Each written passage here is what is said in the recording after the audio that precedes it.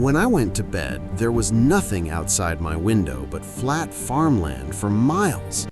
When I woke up, there was a forest. Not a few trees, not a small grove, a dense, ancient forest, hundreds of years old, thousands of trees, and it had grown overnight. I've lived on this farm my entire life, 28 years. Same house, same fields, same view. 300 acres of corn and soybeans, flat Kansas prairie as far as you can see. So when I looked out my bedroom window that morning and saw trees, I thought I was still dreaming. But I wasn't. I was wide awake, and the forest was real. Massive oak trees, their trunks thick as cars. Pine trees towering 60, 70 feet high. Dense underbrush, moss-covered stones. The kind of forest that takes centuries to grow. And it had appeared in a single night. I ran outside in my pajamas, stood at the edge of my property where the cornfield ended. Except the cornfield didn't end anymore. It just stopped, cut off by a wall of trees.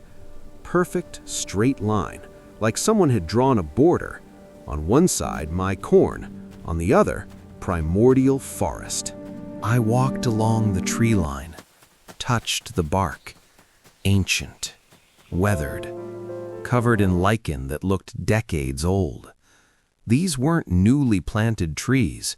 These were old trees, somehow transplanted, fully grown. But that's impossible. You can't move 100-year-old oak tree overnight. You can't move 1,000 of them. I pulled out my phone to call who? The police? The news? My insurance agent?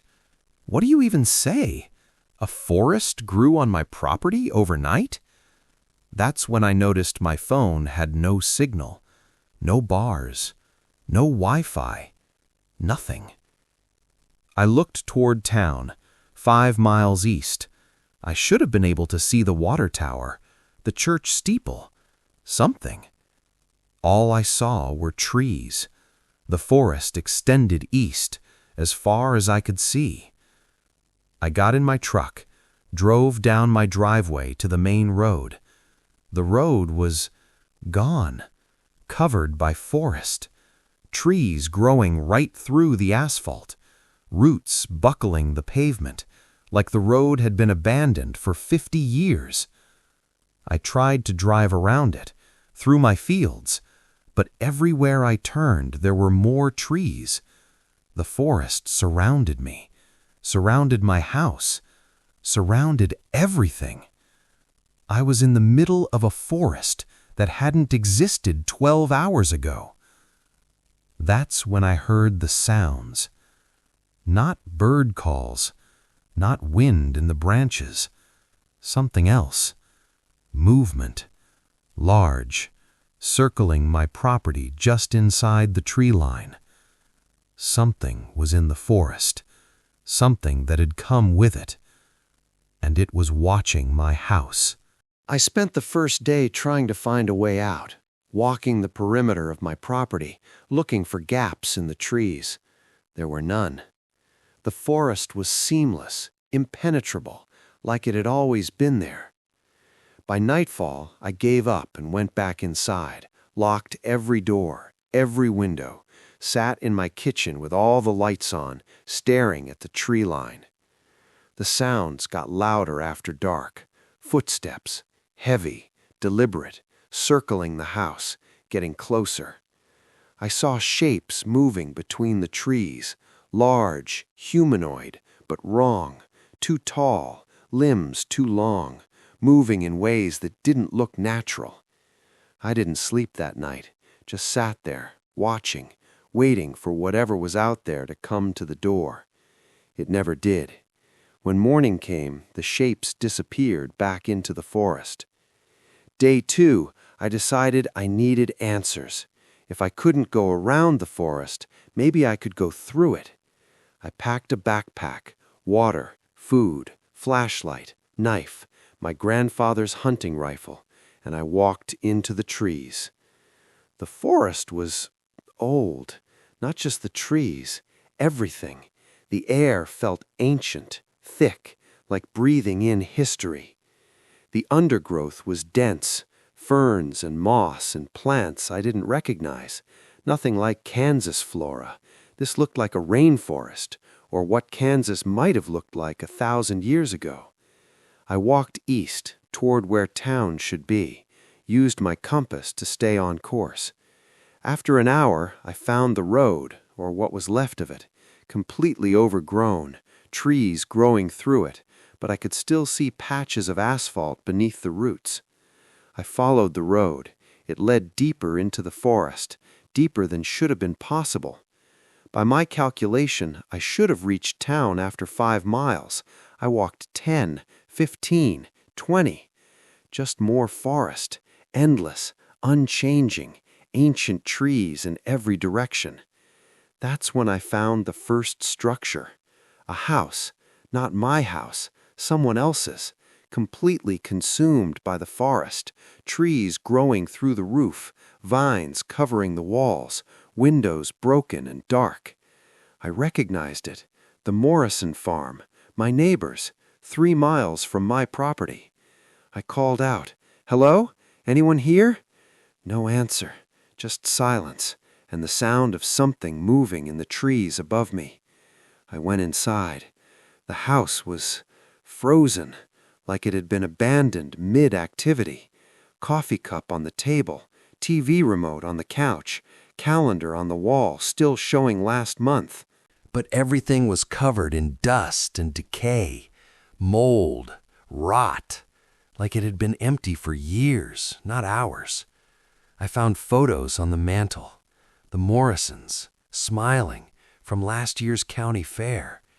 Where were they now? Had they escaped, or were they somewhere in the forest, too?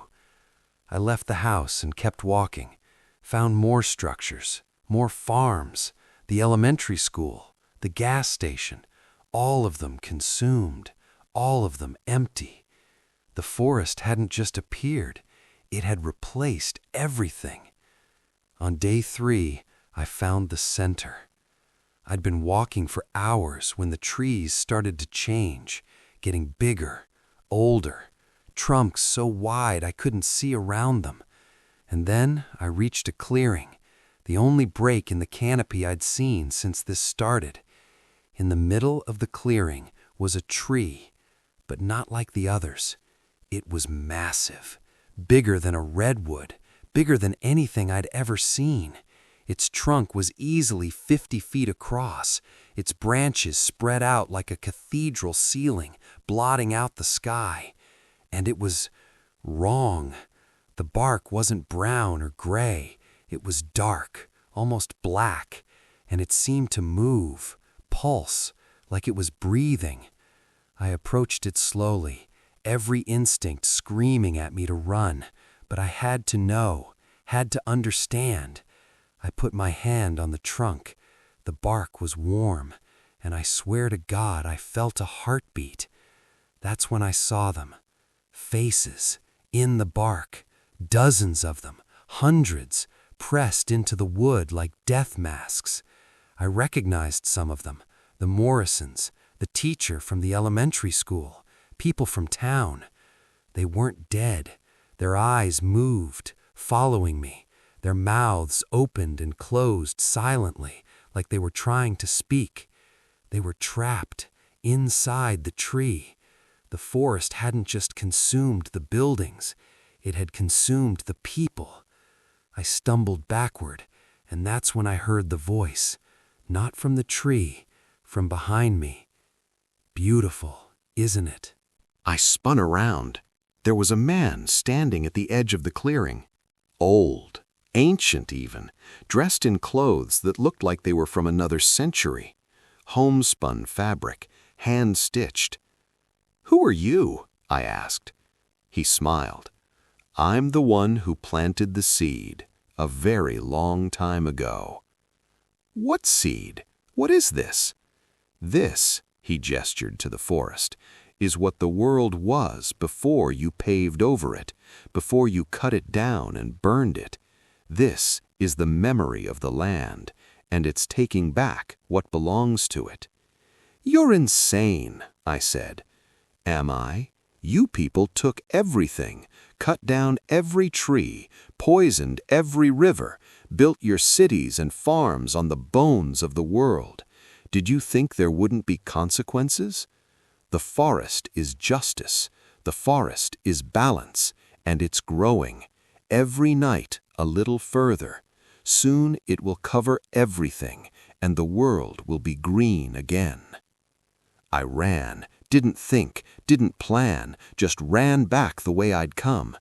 Behind me, I heard laughter and the sound of roots and moving, chasing. I ran for hours. The forest seemed to shift around me, trees moving, paths closing, like it was alive, like it was herding me. I burst out of the tree line at sunset, back at my farm, my house still standing, but barely. Trees had moved closer, roots crawling across my lawn, branches reaching toward my windows. I got inside, barricaded the doors, and I waited. That night, the forest came for the house. I watched from the window as roots pushed up through the foundation. Vines crawled up the walls. Branches punched through the roof. The house groaned, cracked, started to collapse inward as the forest consumed it. I grabbed my bag and ran for the truck. If I was going to die, it wouldn't be trapped in that house. I drove straight into the forest, foot on the gas, didn't care where I was going, just away. Trees loomed on both sides, branches scraped the truck, roots tried to catch the tires, but I kept driving. And then I broke through. Suddenly, the trees were gone. I was on the highway, real highway, cars passing, lights, civilization. I pulled over, looked back. The forest was there, a dark wall of trees where my farm should be, but it had stopped right at the highway. I drove to the nearest town, tried to tell people what happened. They looked at me like I was crazy. But I know what I saw, and I know it's still growing, every night a little further. One day, it'll reach your town too, and when it does, there's no stopping it. The forest remembers, and it's coming back.